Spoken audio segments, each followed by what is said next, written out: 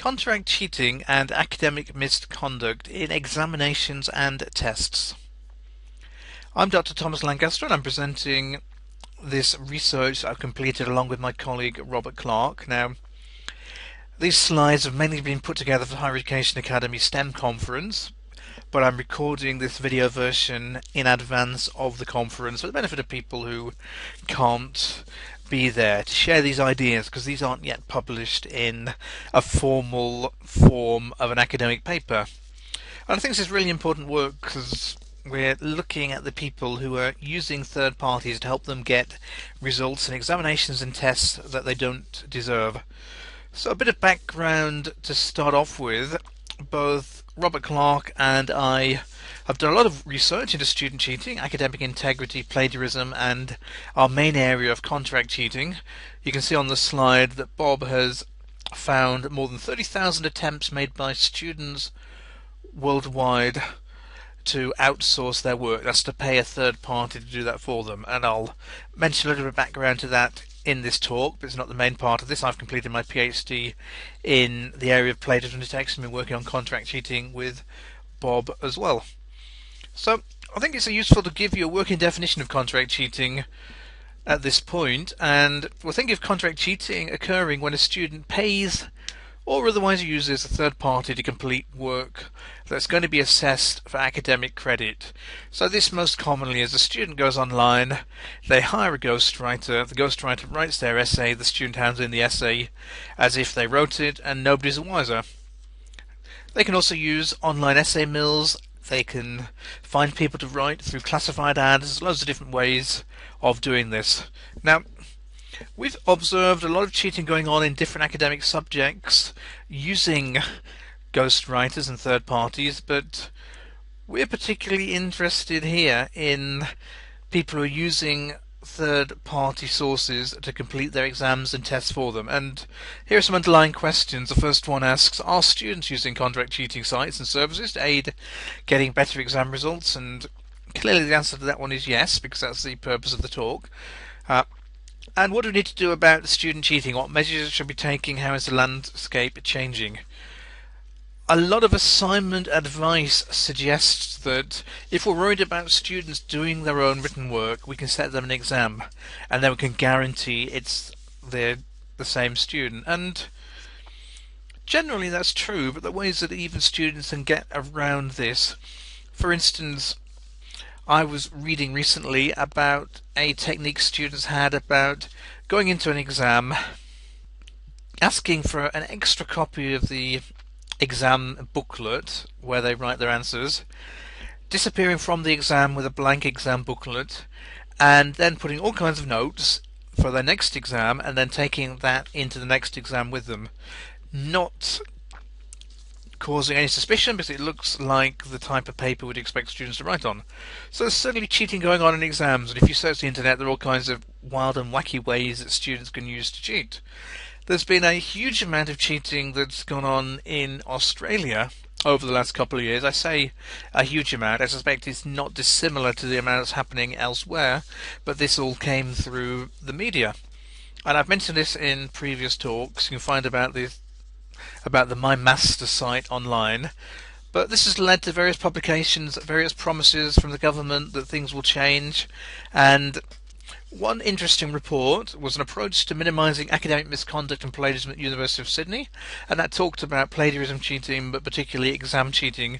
And they found some alarming figures, like 5% of students doing multiple choice tests were cheating. They found cases where exam papers had been stolen and questions shared using social media. Presumably that raises some questions about their computer security and the cyber security.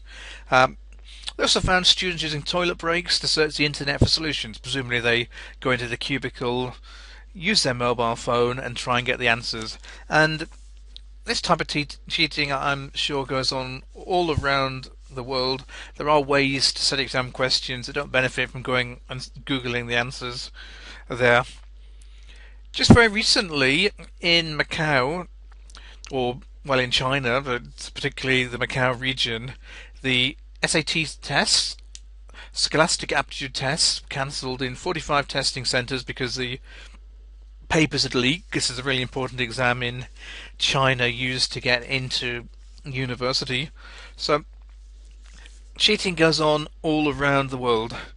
Uh, and within the UK, early January, the Times newspaper ran a cover story looking at the volume of cheating going on in the UK. They've got various figures from UK universities through the Freedom of Information Act, and lots of offences were noted in terms of exams. I was invited to comment on this story and provided some input which made the article as well. But some of the key things were students smuggling in notes, getting extra time in the exam by reading the paper early, turning their paper over early, not putting a pen down. Toilet breaks again raises an issue. An incident which particularly amused me where a student did not use the most convenient toilet. Presumably they went to the one, the implication is, where they had notes stashed, or perhaps one that was further away from their supervision, so they could get away with doing things in there in terms of looking up notes. They shouldn't be allowed to. An impersonation where students arrange for someone to sit exams on their behalf. It says at least 5, probably a lot more depending how easily this was done. And this really leads me on to the next question. Is paying someone to sit your exam contract cheating? The definition I gave was that it was paying someone to complete your work for you. And we think of it in terms of assessments, but you can pay for someone to take your exams as well.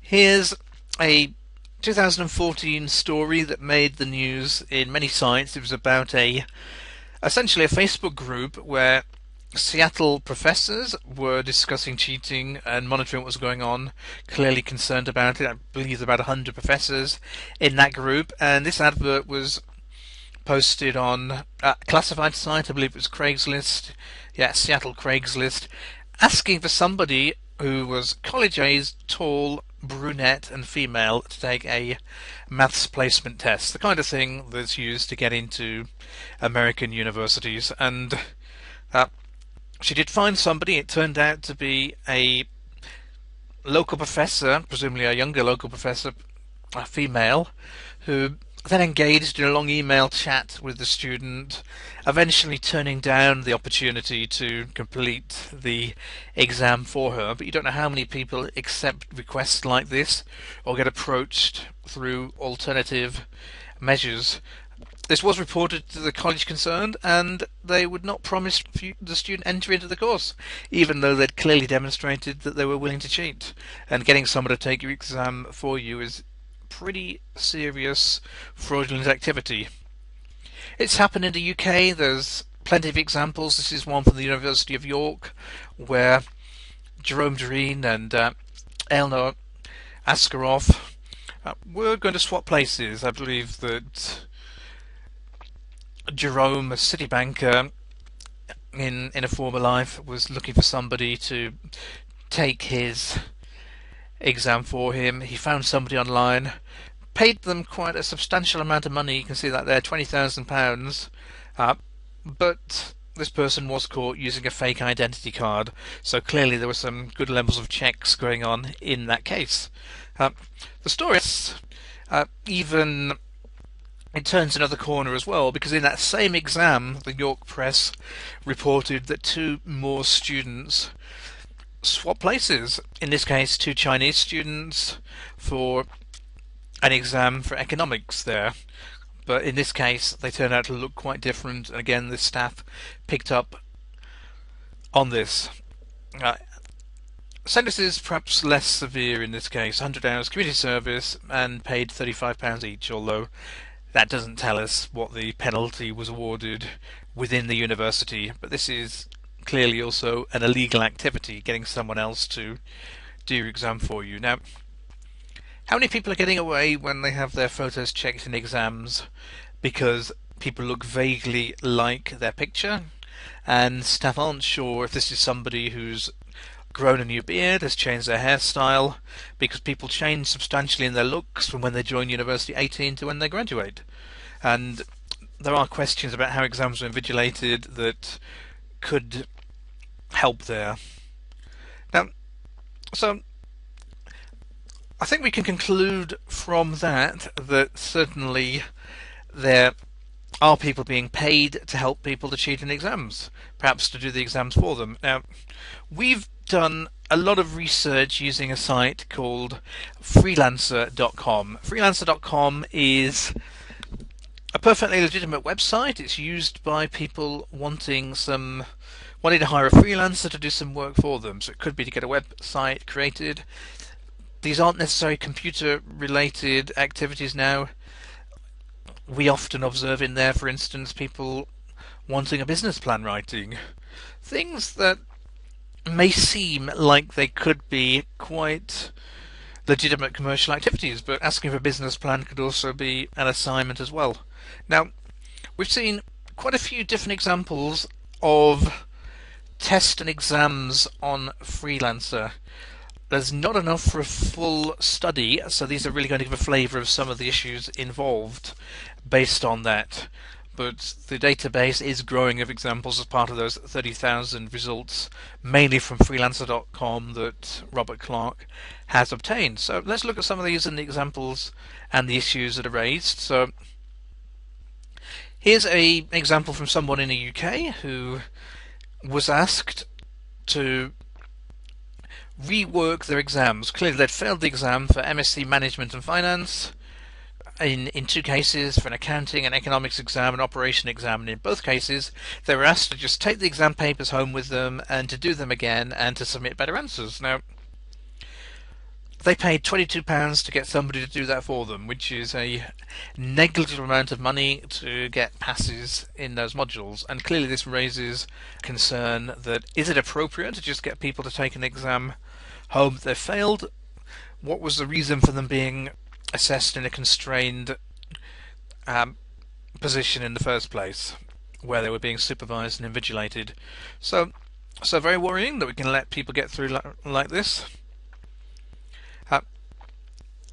Here's an example, medieval history. Now, you see in the bottom left, the person requesting this is said to be in Azerbaijan. Now, there's no guarantee they actually are there, because people can put different countries, and this may well be from somebody studying there. It may well be from somebody who was there but has moved to another country to study. But in this case, they know they can hire somebody who will be given an exam question, have to hand it in 2 hours, but they're not going to be supervised during that time period.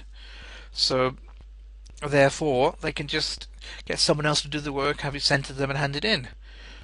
Probably not a good idea. €62 paid for that.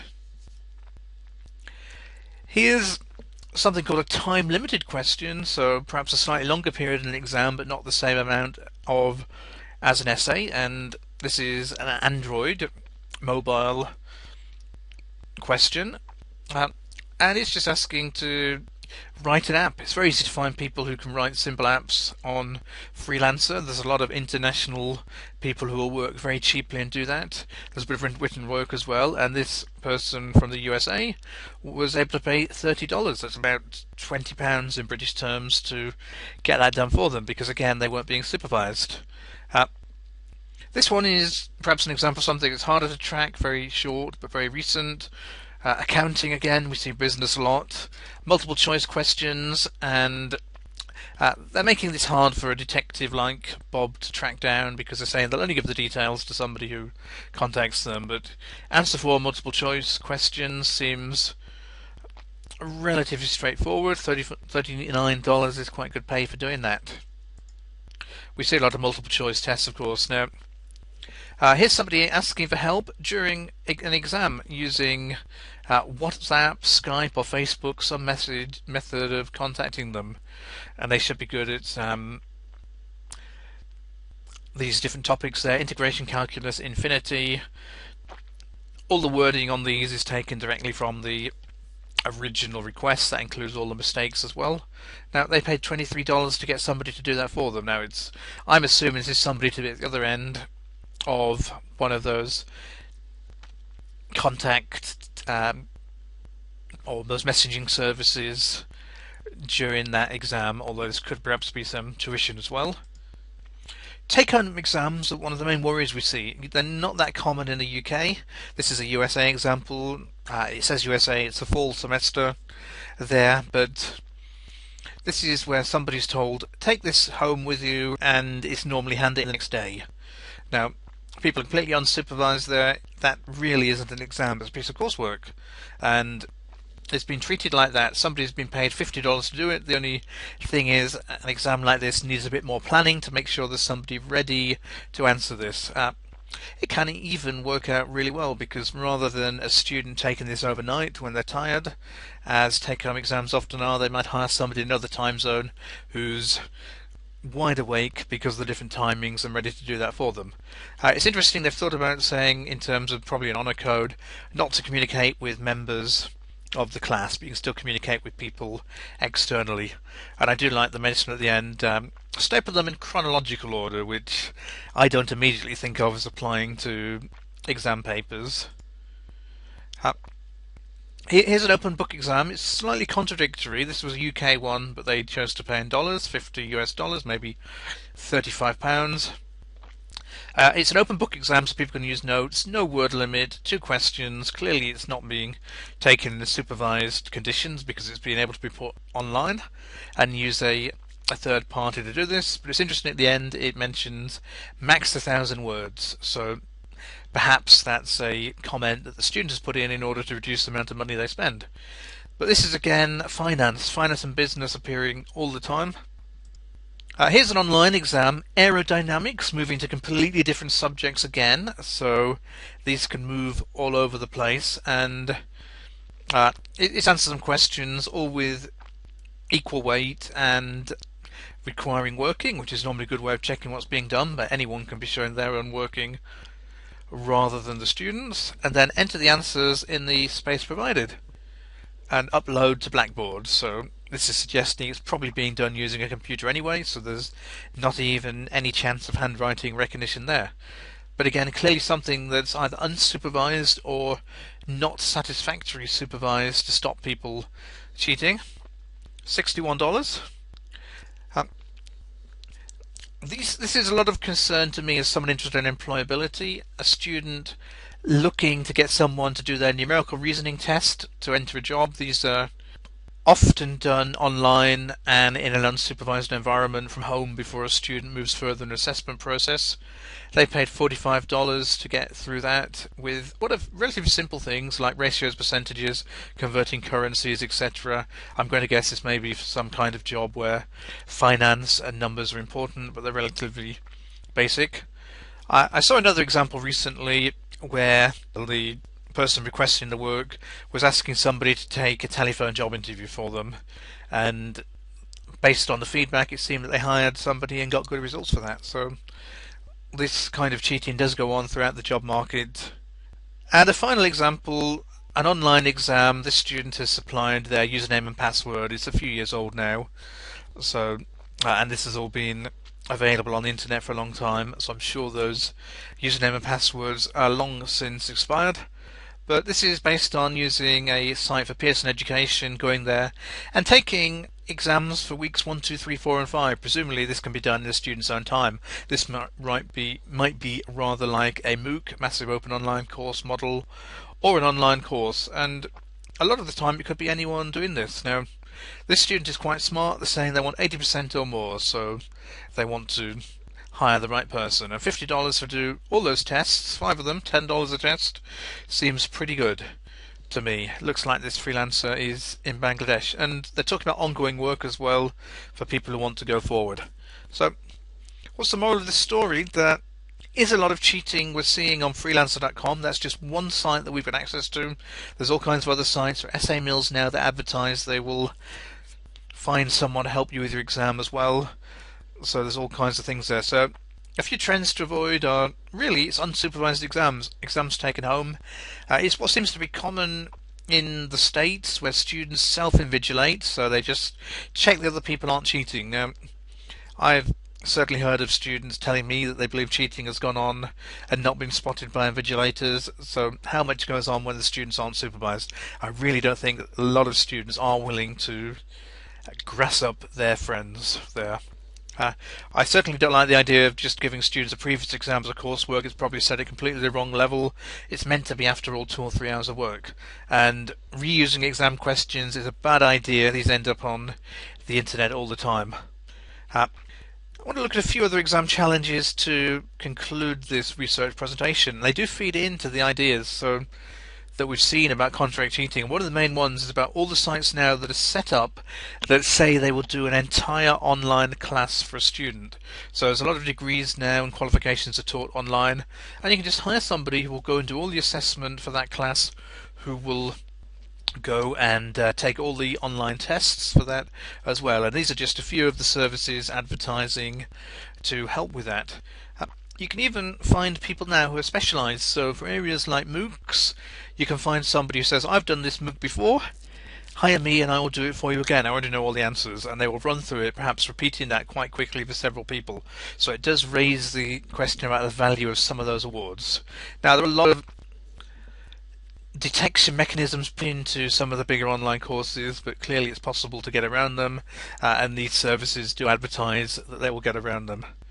Another trend that's received a lot of publicity, I saw this particularly in the Sydney document I mentioned earlier about their problems, was about sites that archive exams and archive courseworks. And this stems from things like the fraternity model in the United States.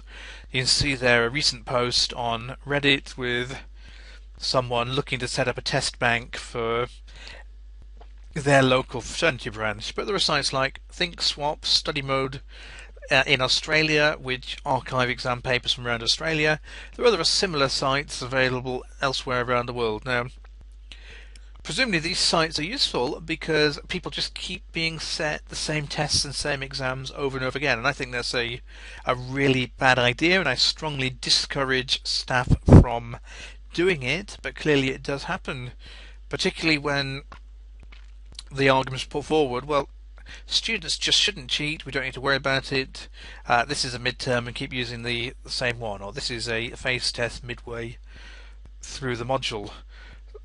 Now, a much better model is certainly the one that I'm more familiar with at my own institution, is that all previous exams are archived online so students can look through them, can see the style of questions, and there are checks made to make sure that fresh exams are set every time, and it's quite a serious problem if they're not. People go as far as advocating in literature that you shouldn't even reuse multiple choice questions, although perhaps there are some ways of varying that when there's a whole pool of possible answers and there's some randomization put in there. So I would recommend making exams available. Now, tests don't always tend to be as easily available as exams, but again, something that would be good to see. So I'm hoping these aren't a problem, but there are some areas where exams and tests get reused, and students have got ways to get around this. A lot of these facilities are now made possible through social networking as well. One of the biggest changes we're going to have to look forward to for exams as well is going to be technology. There's all kinds of cheating devices that students can take into exam rooms with them. This is a very recent one. It's called the Invisible Watch, and essentially it's a smartwatch, but it looks like a blank screen, unless students are wearing their special glasses, in which case they can read whatever's on the screen. There are all kinds of other smartwatches. Smartwatches have started to be banned in exams now, but things aren't always consistently enforced.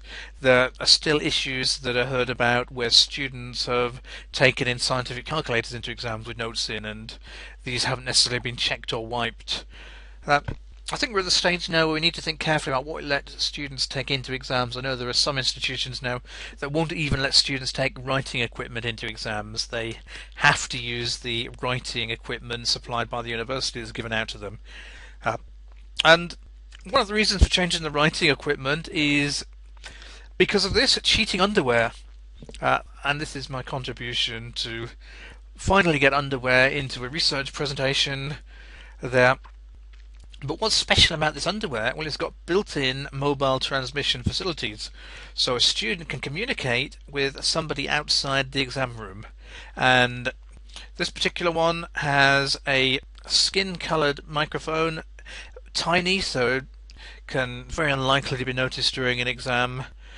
The student can just use that talk quietly into the microphone and communicate with somebody outside, or perhaps communicate during a break to use the lavatory. Now, we you do sometimes hear students talking to themselves during exams, and it's very hard to do anything about it, particularly if this is collaborated to talk really quietly. Now, there's also a miniature earpiece they put in their inside their ear, and I say miniature. I've seen pictures of them. These things are absolutely tiny. They require essentially a very tiny wire, so they can be pulled out with tweezers or some similar device afterwards. There. Now, this is just one example. I have also seen this technology embedded into vests and t-shirts, which probably is better because the microphone then can be included as part of the t-shirt design rather than a separate device. I mentioned pens on the previous slide. I've also seen special pens that have a built-in camera, so a student can take a photo of their exam paper as they're writing, send it to somebody outside, and get that response back through their earpiece. So these are apparently very popular in India, where there's been a lot of exposés of cheating, and particularly help with exams as well. But there are various countries where these things happen. China, as I mentioned earlier, seems to be another example, and there's lots of evidence about the technology used there as well. Students do care about this technology. This is a classified advert which was reported in the Sydney report there about somebody wanting to know, using Gumtree, a classified site, about how to get through their exams and what kind of technology gadgets were available to them, looking for new tricks. So this does happen, and there's a lot of this goes on behind closed doors. Students know about this. There are YouTube videos exposing how to do it. There's all kinds of interesting technological cheating. I've used examples before showing how to reprint the labels on your water bottle to include all the information you need to not have to memorize during your exam. There are various so-called smart drugs that students can take to help them to study and to concentrate and the run up to exams without being distracted. There's lots of technological solutions out there to help students. I think I've covered recommendations fairly well throughout this research presentation, but there are some things I think we should be doing. Most importantly, making sure that our students understand why we're setting them work and exams. And quite frankly, it's because they will still have to do exams to get a job, think about all the online tests, and after they graduate, certainly in computing, students often go into a position where they keep having to do new industrial exams in order to verify their skills are up to date. We do need to ensure full invigilation of exams and that students are closely monitored. I'm particularly recommending exams taken on computers so that the computer screens can be monitored, perhaps recorded, to see that the students aren't accessing any undue assistance on the outside world. We need to look at the kind of technology students contain in them. Things like smartwatches are not appropriate. Mobile phones shouldn't go into the room either. There are mobile phone blockers available, but they tend to raise a lot of questions and problems. Students can still cheat just by taking a calculator with extra answers in that we don't want. Certainly for things like multiple choice papers, it's very easy to generate individual versions for every student just by using a computer system to do that for us. So we do need to look at all these solutions to match the technology that the students have. And this kind of thing is already happening. Technological solutions in China. These are drones being flown over the massive university entrance exams last year. You can see them going right above the middle school there, trying to detect any radio signals that aren't meant to be there. So any students communicating through these devices with the outside world. We need to be looking at all the technological students so we stay one step ahead of the students. Thanks for joining me for this video. You can see the full slides for this on my SlideShare account, slideshare.net/Thomas Lancaster. The references are there for you as well. There's many more places you can get involved with. Particularly recommend that you do drop me a line if I can help with anything. Twitter @Dr. Lancaster, or my website thomaslancaster.co.uk, and there are many interesting posts about contract cheating and other academic integrity issues on my blog thomaslancaster.co.uk/blog.